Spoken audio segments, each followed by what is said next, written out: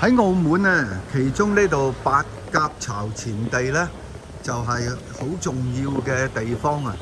因為呢度咧就係聖公會馬禮遜堂，咁特別咧就係喺呢度咧有個 chapel 咧，即係小教堂，就係聖公會即係更正教最早嘅墓地。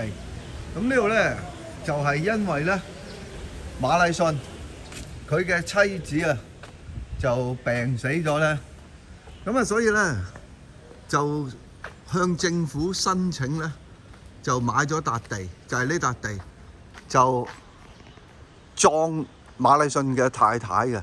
咁所以呢個嘅小教堂咧就係澳門第一個嘅教堂。咁呢座咧就係喺1922年重新興建嘅。嗱，依家呢一座嘅教堂，咁呢度咧就寫住太初有道。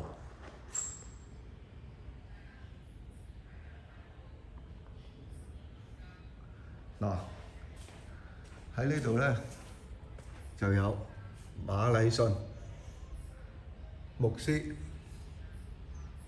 佢嘅相 ，Robert Morrison 1782到1834。